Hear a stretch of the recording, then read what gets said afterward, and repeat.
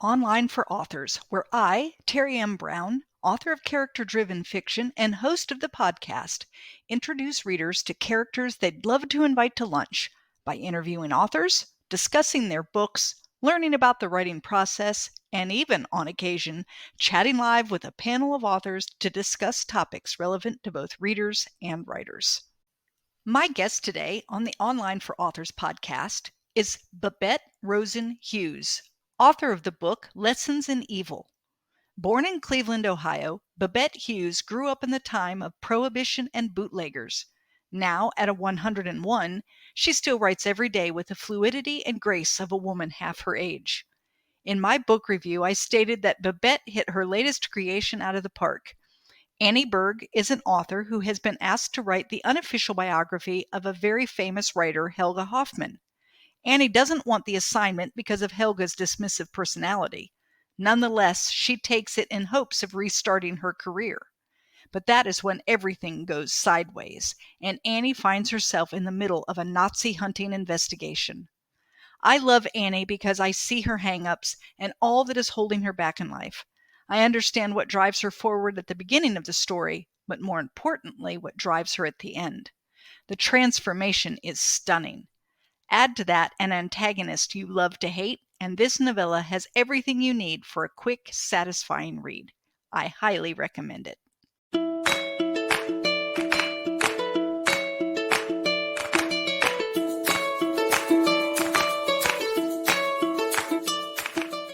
Hello, today on Online for Authors podcast, I'm chatting with Babette Rosen Hughes, author of the novella Lessons in Evil. Welcome, Babette. Thank you. It's lovely being here with you. I'm so excited to have you. Before we start really getting into it, why don't you give the listeners just a really quick overview of what is Lessons in Evil about? It's about the Holocaust, but in a different kind of way. Instead of it trying to get 6 million, I have made one family that represents the 6 million. Right. I am curious, okay, because we know that it is about an author, or two authors actually, right? We have an author, Annie, who is going to do the unofficial biography of Helga Hoffman. Are either one of these characters based on anyone real? No. Okay. I wondered. I thought, oh my gosh, I can't imagine if something like that really happened. Where did you come up with this idea and these characters? Where did that come from? Who knows? That's one of the histories of what you and I do. Right. We want to get the best that we can, and we are not in control as much as we would like to be. Or this is another way of saying our unconscious is where the good stuff is. I agree. Sometimes I'll think I have this great idea and I sit down to start writing and it goes nowhere. And then out of what feels like nowhere, in pops a character who starts chatting with me and away I go. And yeah, it's like, where did it come from? Well, I mean, it's something as crazy as, well, I had a wart on my thumb and that's where it all started, but it isn't how the story got to where the story is. So. Yes. And this I have learned is what I try to connect with.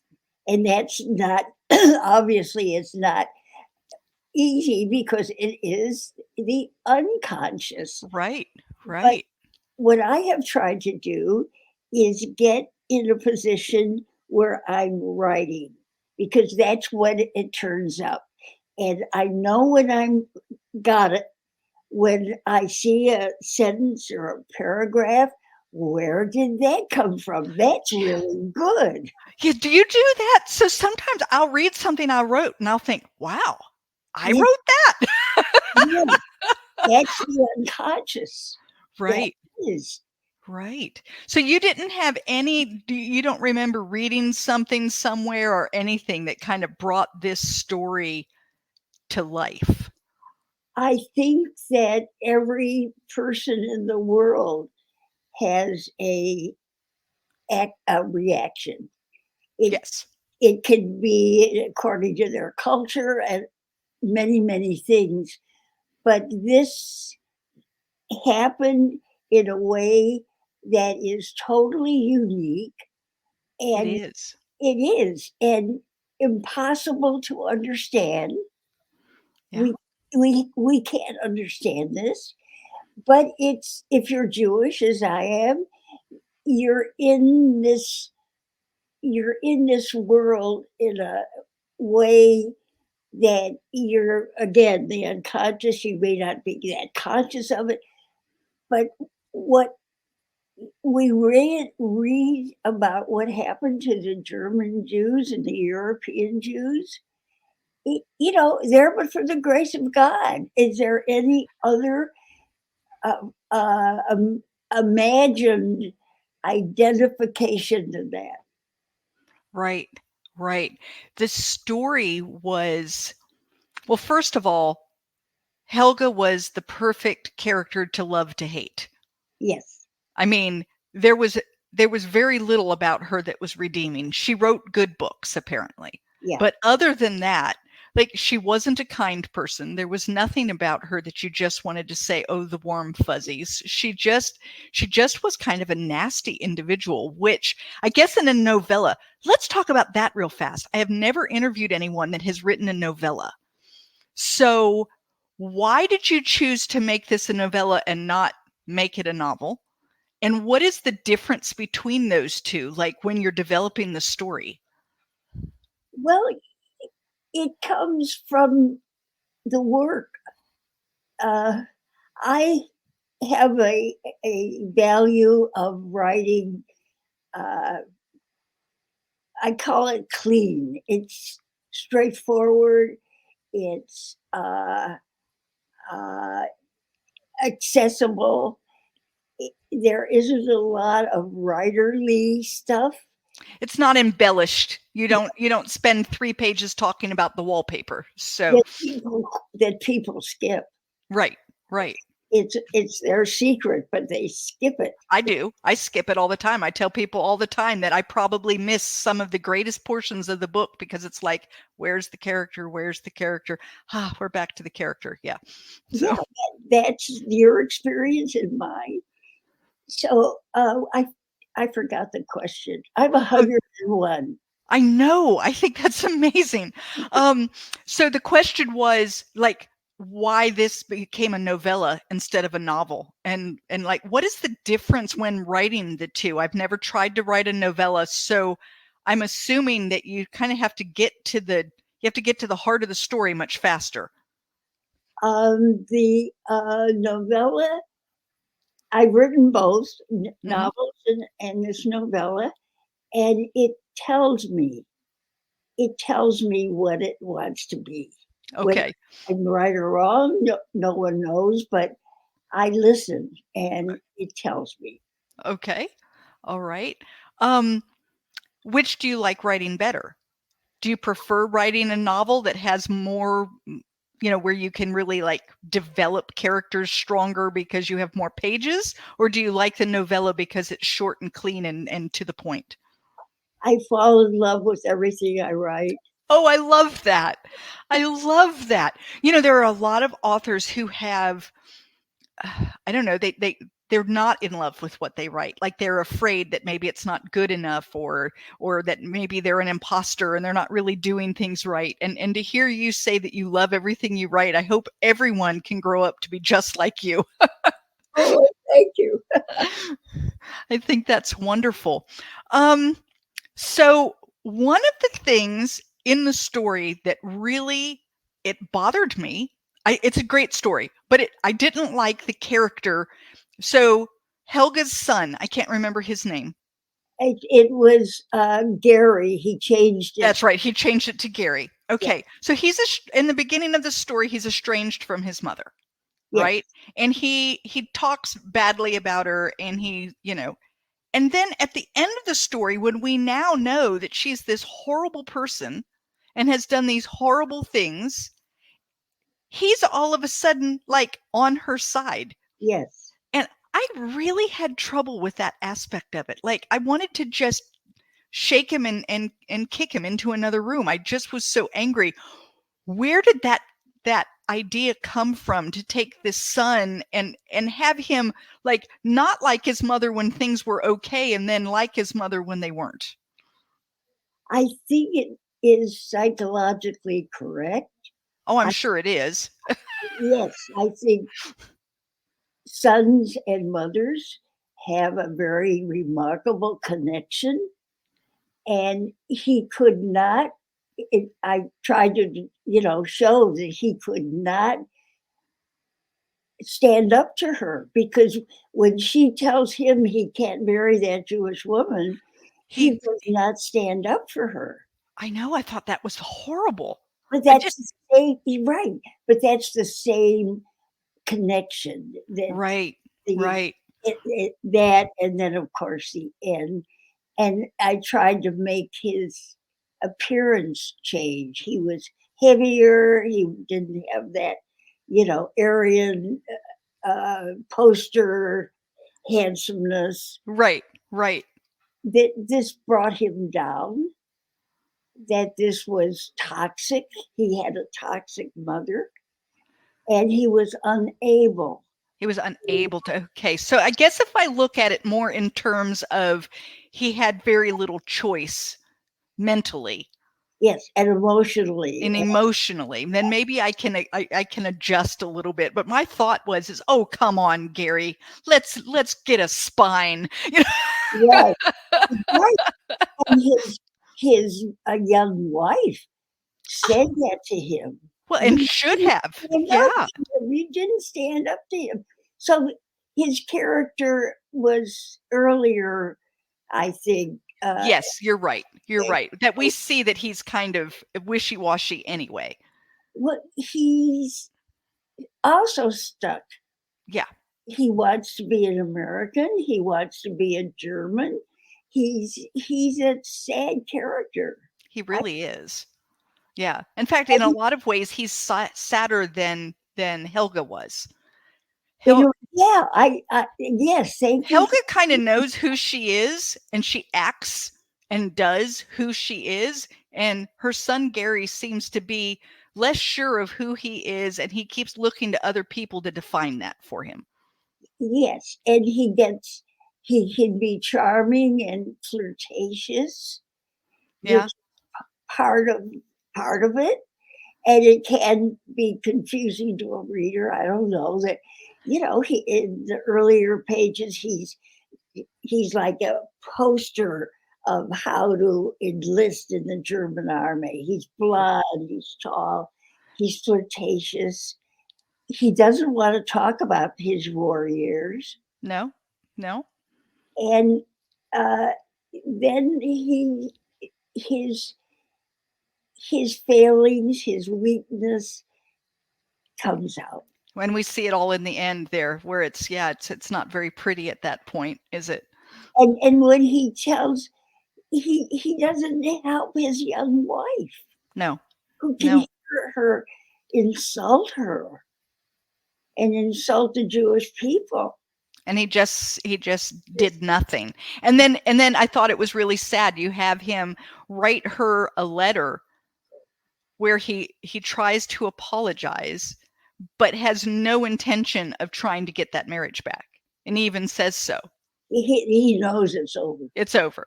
It's He, over. And the reason that it's over is not necessarily because he didn't confront his mother the first time, but that he never intended to confront his mother. There would never be a time that he could, and he knew it, and so he didn't go back and try again. well, that's an interesting insight. Yeah. I Yeah, mean, in my mind, that's what I see is he recognized, like, you can have a bad fight with someone that you love, and it can cause a rift, but you can fix it if you both want to, right? But right, right. he knew he wouldn't. And yeah, that's very sound because it tells us early that he's lost. Yeah. For Yeah. him to stand there and listen to these horrible insults, About his wife, the person that he supposedly loves. right? And Yeah. it's devastating. Yeah, absolutely. Absolutely. Did you have to do a lot of research for this? No, I'm 101. You've mentioned that, Babette. I'm getting the age card. I see. Getting Okay. the age card. But uh, really, when you say research, I lived through so much of the cultural uh, themes. You know, Right. the Great Depression and World War II, and on, the 50s. I was an adult. Oh, I was a child in the Great Depression, but World War II, I was a young woman. In the 50s, I was a young married mother. And this is my research because I was there. Right. Right. Now, your book talks about essentially, I'm going to call them Nazi hunters. I don't know what else they call themselves, but they are going and looking for those people who were involved in the atrocities during World War II, getting enough evidence, and then getting them to take them to court so that they have to stand trial for the things that they've done. Right. Did you have to do any research on that, or did you already know a lot about that process? I knew enough to make it in the book. Wonderful. I had heard about there was another book that I read, and I'll never be able to remember the name of it, but I had read another book where there was trying to think, there was a gentleman who claimed that he had done atrocious things, and he was trying to get this young woman friend that he had met to help him commit suicide. And in the end of the book, you find out that he's not the one that did the horrible things. It was his brother. And Oh, he knew that he should have stopped his brother, and he didn't, and he felt horrible for it. And so in his mind, he had done it just as much as if it had been his brother.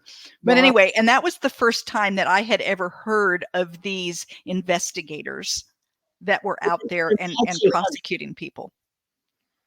you mean the Nazi hunters? Yes, the Nazi hunters that Yeah, were, and I had not heard of them before, so I didn't realize that that was something that was out there. I'm supposing that that's happening less and less and less because there are fewer and fewer people who are still alive that were part of all of that. yes, it's less, but there's still Nazis out there, Yeah. or Yeah. their spouses, or Okay. people that know them. Right. Right. So I mean, I think it's a very kind of a valiant job to say that you're going to go and you're going to try to right at least a little bit of it. You can't right those wrongs. There's nothing to do to fix what happened, but maybe bring just a little bit of justice to the table. And catch them and Yeah, punish. right. Like I said, get some justice to the Yeah, table, right? yeah, Because, you and, know, someone like this Helga should not be making money writing books and living a good life in the United States. right. And there was a story some years ago about a man from Cleveland that was accused of being Ivan the Terrible, Mm-hmm. a very vicious camp person Right. Right. that destroyed Jews in the worst, worst, worst way. And he denied that he was Ivan the Terrible, and they brought him to a court in Israel, as they had done with Eichmann, who was finally is tried, convicted, and executed in Israel. Yeah. The, these are so important to me and others, Oh, I can imagine. Like I said, it doesn't change history, and it doesn't change the horrible things that were done, but at least it shows that people aren't standing for it, that they don't just say, well, what happened happened and move on, that people are willing to say this should have never happened and people need to pay for what they've done. Exactly. And that's the state of Israel. Right. And the Israelis, and I've heard this somewhere in my memory about the memory of of events. Um, it's obscure, and it'll come to me as we talk. Okay. Oh, I know what it is. That the Israelis have become the enemy. They are so tough. They are so, they lack so much sympathy for their Arab adversaries. Right. Right. That this is also psychologically uh, sound, because that is so often in many levels of life that happens. Right. You become your adversary. Right. You Right. This know, is what you've lived with all of these years, and now you've become that. yes. Yeah. And the Israelis are known to be fierce, uncompromising fighters. Their airline is the best. Everything is right. Right. They're at the top of the line or they're nowhere. And some of that is, like you said, it's a response to you have to be tough so this never happens to you again. And then some of it is, I think, you're tough because that's what you saw. Exactly. This is how you make sure it never happens again. You become like them. Yeah, because you think you're fighting for yourself, for your Right. soul. Right. Right. I'm curious, Babette, how many books have you written? 9. 9. And do they all have a theme that has like a Jewish theme running through it? Or is that something that I'm just curious? No, it's not uh, with any theme. They're Okay. each with their own theme. They each have their own thing Yes, going on. yes. Yeah. Although there is a trilogy of Okay. 3 books, but Okay. the others are all standalone books. Standalones. All right. So when did you start writing? I was a late bloomer. I was in my 80s or I l- 70s or 80s. I love that. Oh, that is so wonderful. So I thought I was a late bloomer because my first book came out when I was 58. And I thought that that made me a late bloomer. And here you're saying you're a late bloomer and it was in your 80s. And I just love that. That is fantastic. Well, that's another one of my passions. That people give up when they get older, They and do. it's wrong. It's just the culture. It isn't real. Well, there's so much that we can keep doing and continue doing throughout our life. We can continue learning and we can continue growing and we can continue reading and writing and making friends and falling in love and all of those things. Nothing stops you except you. And that happens It over does. over and over. And And I it's not only what you just properly said, but they can be the best years. oh, I think so. They can be the best years. Your kids are on their own. You have some uh, financial comfort that you didn't have earlier in your career, in your life. There's lots of uh, you have worlds of experience that no one else has. Right. Younger people, they're wonderful years. Yeah, I think our cultures sometimes you retire and then you're supposed to go sit on the front porch and knit. Yes. and that's the end. And I think it's changing a little bit. I'm starting to notice people that are my age that are, we're now in our 60s and thinking of retirement, and they're talking about things like their second, third, fourth careers. What are they going to do when they retire? So they're not planning to just sit or play golf or whatever. Not that they won't do some of those things too, but that they're also looking at, I always wanted to start a business, or I always wanted, I wanted to run a restaurant, or, I wanted to learn to play the piano, or whatever it is that they want to do. And that they're looking at these, what's next in my life, instead of I'm at the end and now I can just twiddle my thumbs for the next however many years. And feel useless. Right. It's such a bad feeling. Oh, I can imagine. And I suppose that you do not feel useless. I mean, you're 101, as you've said, and you're still writing books. That is fabulous. That Well, is again, this is not that unusual. To me, the problem is the culture. right. The culture is so powerful, and the culture tells us we're done. We're done. And Right. What do you think made you feel that you weren't done? So you've got a culture who's saying, Babette, you're done. And yeah, at 80, you said, well, I think I'm going to write a book. So what did that for you? I was never in the culture. Okay. I had weird parents. And you didn't read my memoir, I guess, but No, I have not read your memoir. I had not heard of you until your publicist Dennis reached yeah, out to me and told me that you had this book, and I immediately read it and immediately wrote back to him and said, let's get her on the show. This is going to be fabulous. So I've only known about you for about 10 days. my father was a bootlegger, Okay. and he was murdered in a turf fight with the Mafia Oh in my goodness. 1944. I was 2 years old. Mm-hmm. My and he also took his innocent brother-in-law with him. They were both murdered in our driveway. Oh my goodness. And that's my father. My mother was raised in an orphanage.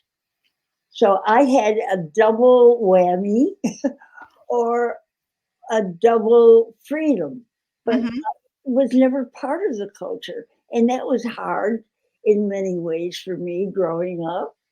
I was always different, and so it's like so many things in life. Don't you think it has good stuff Good and side and bad side. good? Yeah. Yeah. My dad used to always talk about that there are two sides to every coin. And so wherever there's something good, there's something bad lurking, and this vice versa. If there's something bad, you Yeah. can also find the good in it. And you have to just look and figure that out. So for you, growing up was a little tough because you didn't feel part of things. But No, then once you got older, you were able to say, shoot, I'm not part of things. I can do what I want. yes, I wasn't conscious of it. Again, the unconscious. I Mm-hmm. was totally uh, left alone to work out what I had to. And of course, I couldn't by myself, but I went into psychoanalysis, Mm-hmm. and it changed my life forever, forever, in very good ways. Yeah. Yeah. So you said you had children, Uh-huh. right? What do your children think of you and your writing and all that you're doing? They're proud of me. I'm sure they are. I- My daughter is also a writer, but she's not like me. She's very original, and she's writing a theater piece, Mhm. all dialogue. Do you imagine that? It would be hard. I've thought of taking my books and trying to like write a screenplay with them, and I thought I don't know that I can do that because I have so much in the head. Uh-huh. There's so many thoughts in the head, and it's like, how do you get all of that out? I don't even know how to do that. Tell me about your work. So I started writing, I guess in 2017 is when I actually tried my hand first at writing a manuscript. My first one was horrible. Oh, Babette, it was really bad. But what it showed me is that I had all those words in me. Mhm. And so I thought, well, I'm going to try it again. And I tried it several times before I finally came up with my first one, which was Sunflowers Beneath the Snow. And it's about 3 generations of Ukrainian women.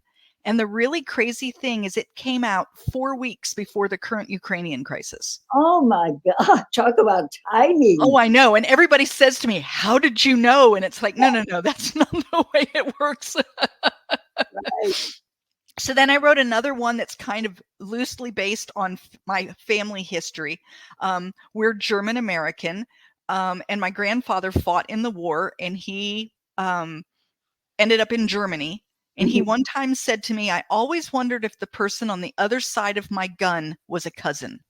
And that stuck with me. And so the next book that I wrote, An Enemy Like Me, is about a first generation German American who fights in the war and ends up in Germany and realizes he's more like the enemy than he is different from the enemy. It And sounds like a really good book. oh, thank you. Thank you. And then the one that just came out is about, I don't know if you've ever heard of a granny woman, but they are the healer women in the mountains of the Appalachian Mountains.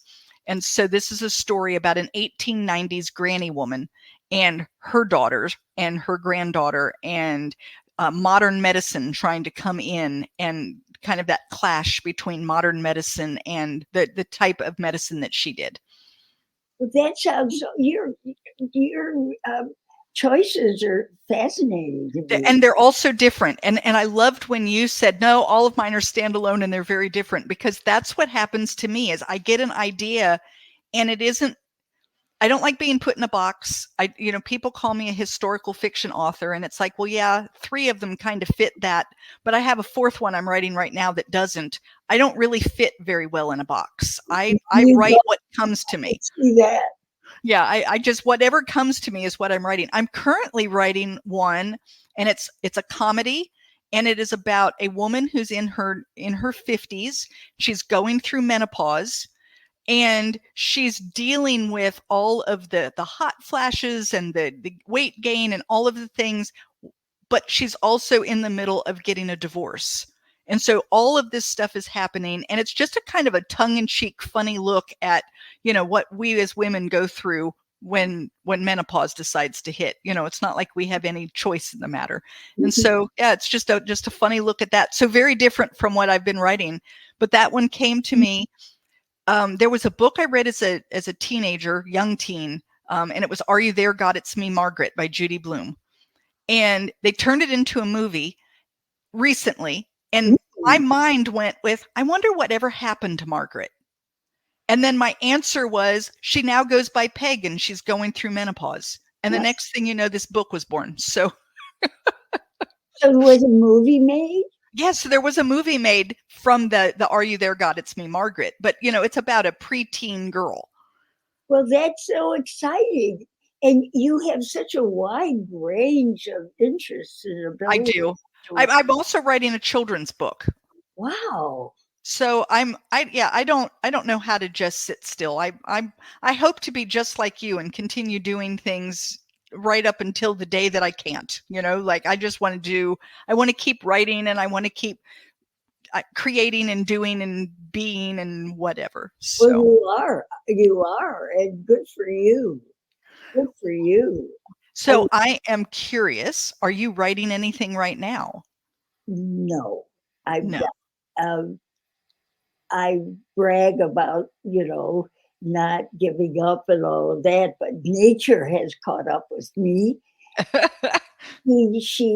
She isn't very nice to me, and I have macular degeneration. Oh, that's so, my grandfather had that. That is a very difficult thing to deal with. That's the worst because, especially if you're like you are and I am, writers, I have very low, low, low vision, and it's going to get worse. Oh, I'm sorry to hear that, Babette. Well, thank you. It goes with the job description. Well, I know. My mom said growing old is not for sissies. That's a wonderful line. I love that line. And it's true. It's true. But I'm you sound like someone I would love to know. Where are you? I live in North Carolina. Where are you, Babette? Austin, Texas. Oh, okay. Awesome. And Yeah. you sound like a person I would love to know. Well, we should find a way to get together then. I don't know how I'm going to get to Austin, Texas, but you never know. You never know, or even on the phone. Yeah, no, this would be great. Do you have any advice for people out there who say, I wish I could write, or I think I have a book in me, or I tried writing, but I just don't, that I don't know. What would you tell them? I hear that all the time. Also, I hear, I could write that. Yeah. It looks so easy. It's like, well, then go do it, right? Right there. What advice I would, and I'm sure you have much too. Maybe my priority is do not expect that you'll be a bestseller. Right. That is not going to happen. That is so pie in the sky that it can be just disruptive. It can destroy you if you're writing good things, and then you're placing it against, was it a bestseller? And if the answer is no, then you feel like somehow you failed. Right. So I would say, number one, be realistic. Mm-hmm. Number two, understand how difficult it is to write well and how much time it takes. It takes so much time. It does. It does. And the other thing is the unconscious, which is the frosting on the cake. It's what you understand how the unconscious nourishes your work. It does. It pops up in the craziest places. And but the average beginner or so on has no way to understand that. You have to write, and you have to keep writing, and then somehow you tap into it. That's the only way you can tap into it. Like what you just said, you sit there and you write and you write and you write and you hate it. You hate what you write, and you keep like 10%, and then you go on to another draft and another draft and another draft. Right. Well, I have whole manuscripts that I'll never show anyone because they're no good. Well, sure. But I tell people that they taught me things.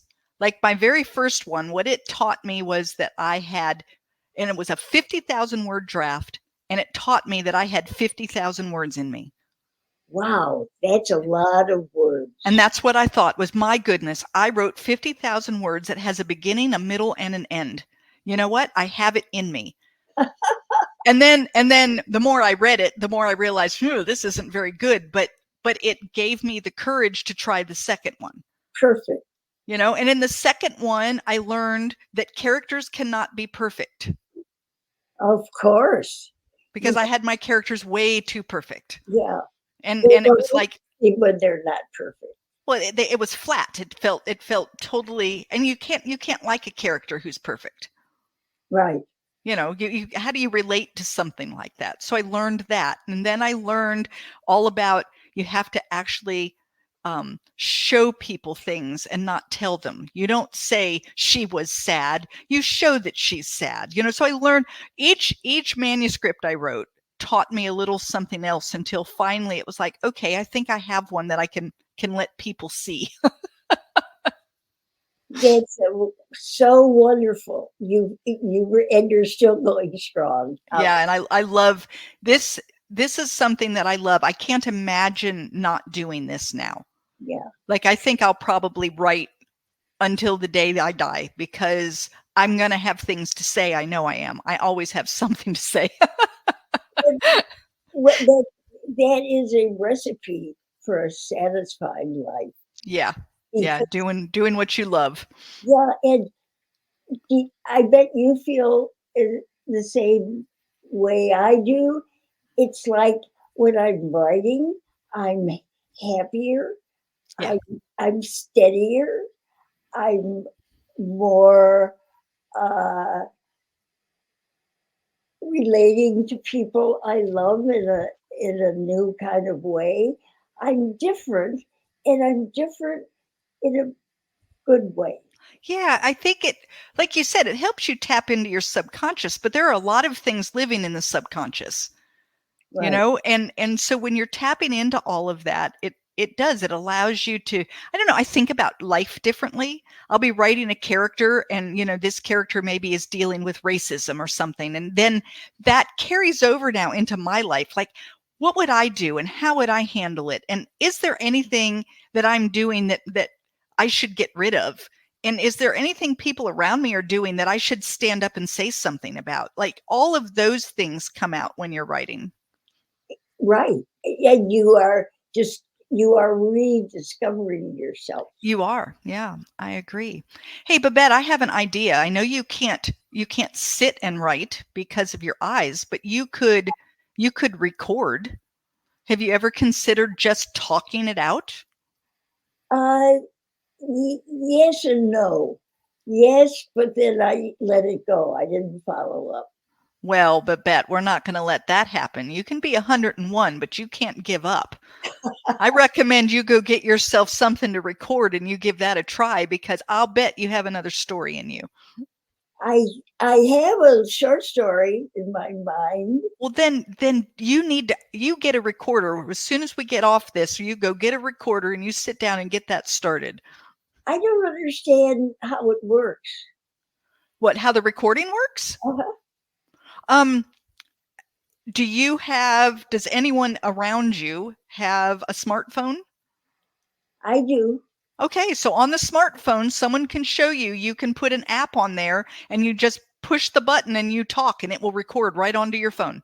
Oh, you record on the phone. So you could record right on the phone, and then they can take those recordings and they can put it into your computer.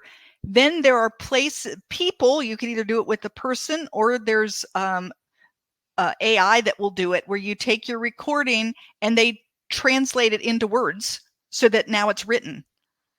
Oh, Yeah. well, that's fascinating. So you should, I mean, really, if you feel like you have a short story in you, then you need to start talking it out loud, get it on recording, and then have someone help you get that into words and get your next story into print. You're funny. I'm not, I'm being so serious. I mean, anyone who's done what you've done up to this point, you don't give up now. Oh no, So, really, I'm not. I'm no, not. I know, but I mean, I would hate for you to give up this writing, because the last book that you did, the novella, was fabulous. It was well, I read it in an evening. I sat down, could not put it down, and I just consumed it. And it's a book that it was very easy to read, but it had very well developed characters. It had a theme that everyone needs to read and understand. It was a fabulous. So if you've got others in you, you've got to find a way to get them out. Well, thank you for those kind words. You know how appreciating and helpful those are. Wonderful. Babette, if someone wanted to reach out to you and get some of your great wisdom, do you have a website or anywhere that they can go? I have a website with my name. Okay. I'll put it in the show notes. Okay. Uh, Okay. Tell me how your life as a podcaster is. I am really enjoying it. I am finding, well, first of all, I get to meet great people like you. So I'm meeting a lot of authors, and I love meeting authors that haven't made it big. They're not the names that are on the New York Times bestseller list. They're people like me who love to write, and they have a story that they want to tell. And I give them this platform where they can come out and they can talk about their book and their writing and themselves and what they plan to do next. And I have found it to be just a wonderful extension of, who I am as an author. That's so interesting because I'm not a podcaster. This is new to me. Well, I am new. Well, you're doing a fantastic job. I mean, really all it is it's very much like the way they used to do things where, you'd sit down and have an interview with someone and they would, put the interview on the television or whatever, but now they just do it where you can either watch like on a YouTube channel or you can just listen, and people will often listen to podcasts instead of listening to the radio. So if they have an hour drive to work and back, they'll listen to a podcast and then they catch up on whatever topic it is that they're interested in. So it's apparently or obviously widely used and enjoyed. I'm loving this. Is new. I started it in January, so I'm new to the whole thing, but I've loved the people that I've met, and I love the books that I'm reading. I love chatting with authors and finding other people who are like me, who don't like being put in a box and those kinds of things. And I even enjoy finding people who are very, very different from me and finding out like what makes them tick. Yeah, you never know. All of you might end up in a book someday. Yes, I remember Truman Capote when he was accused of using his friends in a novel and not in a kind way. Right. And he said, I'm a writer. What do they expect? Exactly. Well, Babette, this has been wonderful. Thank you so much for being on with me today. Oh, thank you. And I love talking to you, and congratulations on your career. And thank you. It's just the beginning for you. Thank you so much. I know that. All righty.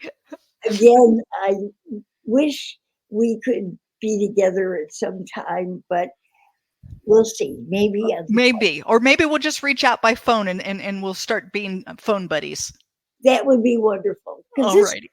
This was so fun. I agree. It was fabulous. It was so fun. And I love meeting you, and good luck to both of us. Yes, absolutely. Absolutely. Okay.